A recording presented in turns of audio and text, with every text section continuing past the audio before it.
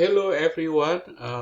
Good morning, good afternoon, and good evening, wherever you are. In this video tutorial, I will show student how to set up OpenVAS.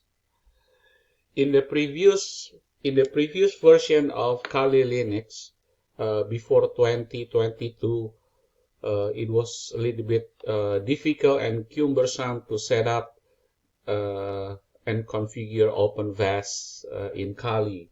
But I think I think with the newer version, which is Kali Linux 2022 .1, they make a lot of improvement, and it's make it easier for us to set it up. Okay.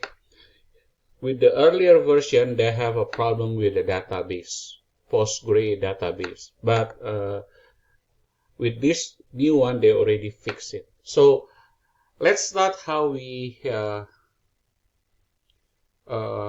set it up with the new version. First of all, let's run with this command, lsb_release-a. Okay, this command basically to check whether you are using the latest version or not. Here, let me show you an example.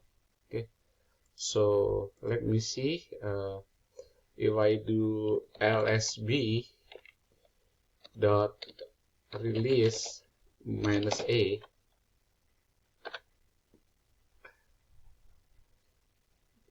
lsb.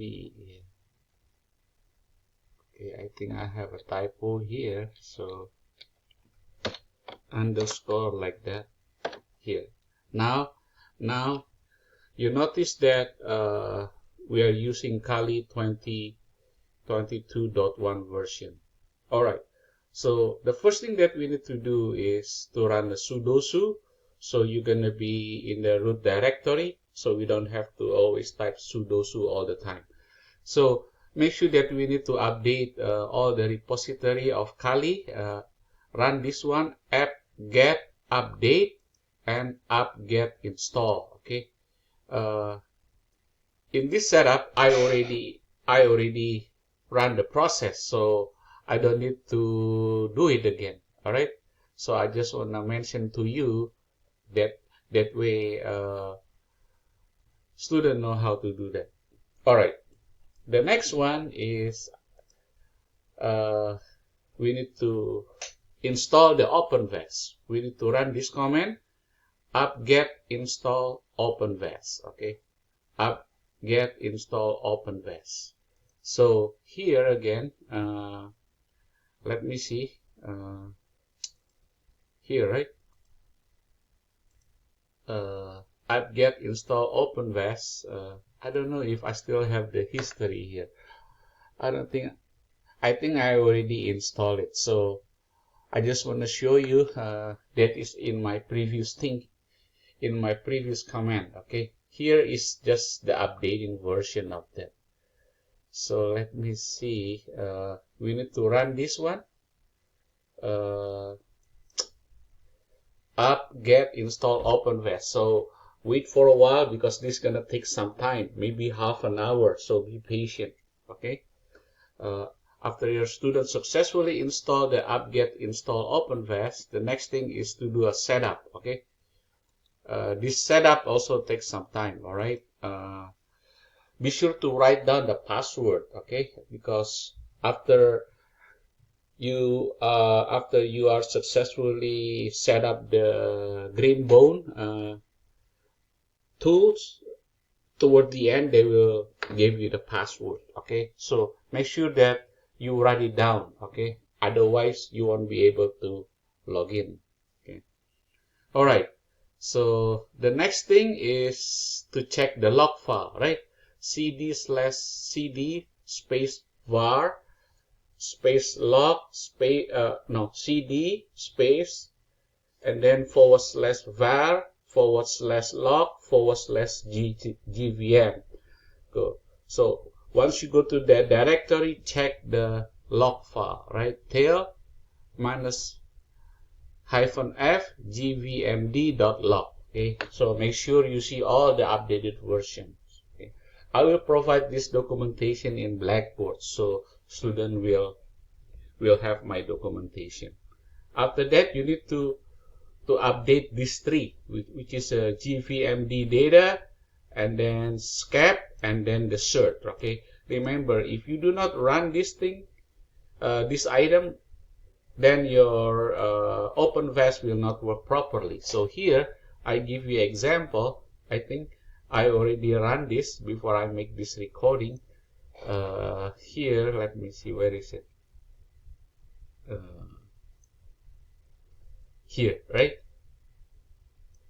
Green bone dash fit dash sync space dash type GVMD underscore data. Okay. These are case sensitive, so be careful when you type this. If you put G uppercase, it will not work. So that's the first thing that you need to update. Okay, the services, because the data is not up to date. After that, we need to do the second one, which is the SCAP, right? The SCAP green bone dash fit dash sync space dash type SCAP. Okay, so run that one. And the last one is the cert, right? So it's the same command except you do the cert. So here are the three items that you need to update before you are able to run. Okay. After you finish running that, open in a new terminal, run this htop, right? Let me show it to you what is htop mean. This is htop kali. Where is this? Htop. Okay, to see all the processes, right? Whether your processes are working. Okay, so let's wait. Let me see. Where is my documentation? So I have this, right? We need to turn off and turn on the GVM, right? GVM, we need to turn it on and off. Turn it off and then on. So let me run the command, right? Where is this?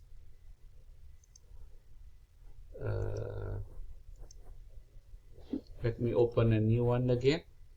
Okay. GVM status. No, let me see. GVM stop. Like that. Let me sudo su kali, and then GVM stop. Okay, so we stop the services. Because I'm currently running, so we need to be patient with that. Okay.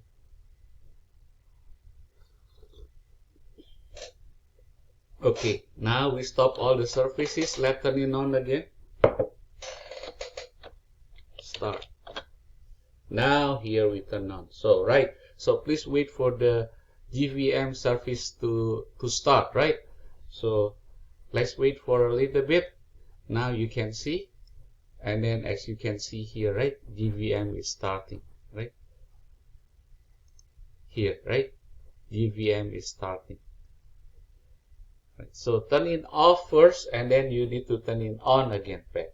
As you can see that this PID, the process ID, is working right now. And look at my processor also working very hard there, like the usage about above 50% all the time. Now we know that for sure that the OpenVAS is up and running. So I'm going to close this. I'm going to close this. And then as you notice that I'm going to close this, and then you need to open this. You need to open this one, right? The admin and the password that you put, you write it down in a piece of paper. For me, I run this command. Okay, let me show it to you. Let me show it to you.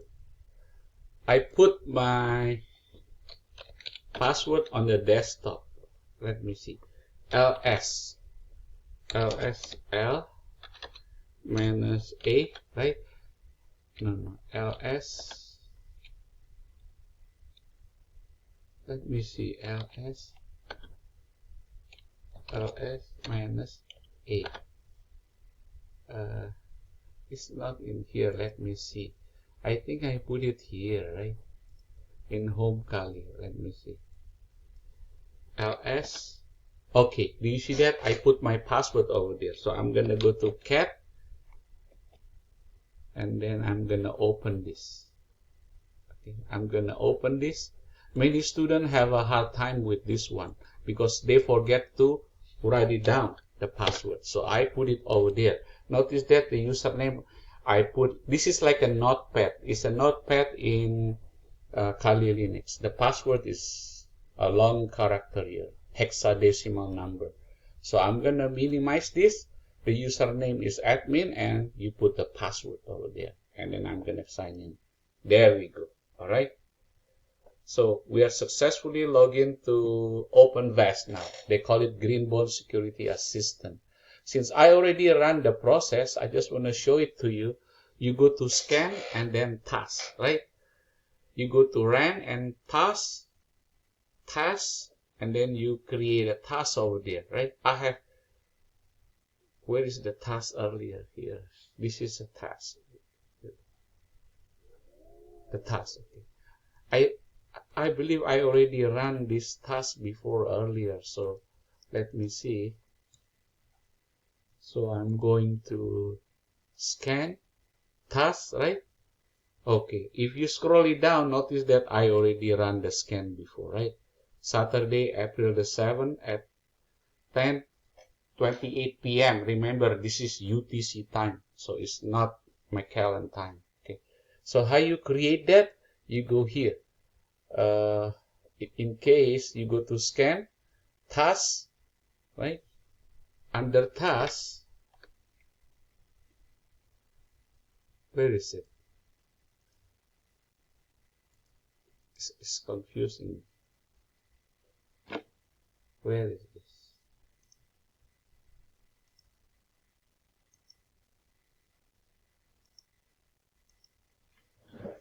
Okay, let me do another one, okay, so I can give you example. Task, right?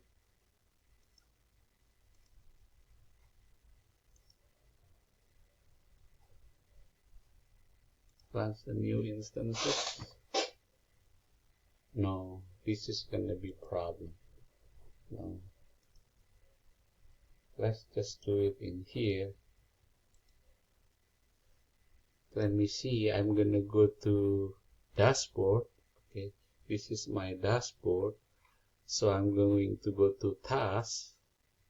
Let's wait it. And then here is a new task.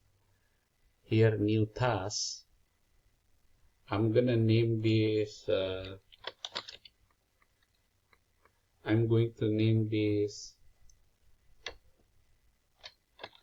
testing 2 because this is my second testing. And then on the scan target, I'm going to do click Metasploitable 2. Okay. Well, if you don't have this thing ready, you need to create one first. Okay. So you need to create, name this Metasploitable. Metasploitable 2. And then this is number 2 because this is my second one. And then you type the, what do you call that? The Metasploitable IP address here. I already have my target machine, which is 56.103. So here I'm gonna type host 192.168.56.103. All right. So this is my target machine. I'm gonna click save. And then if you notice that I can scan the target there. Okay. And then you click save. Now my testing number 2 is running, right? If I click this one. Well, since the testing takes some time, I don't want to run this again, but I want to show it to you that we are successfully scanned early. I already successfully scanned my metasploitable target. So here you can see that if I go to the report, right, you see that this is all the report there. Here we find here the result, right? The host, the port, right? The port, the close CVE, right? What else? The TLS and the error, everything is showed up over there. So get a screenshot of this and reply this on the paper that you're gonna write. All right. So hopefully that this video is informative to you. Just be patient because the scanning takes about half an hour, 15 to half an hour, depending on the speed of your computer. Thank you for watching.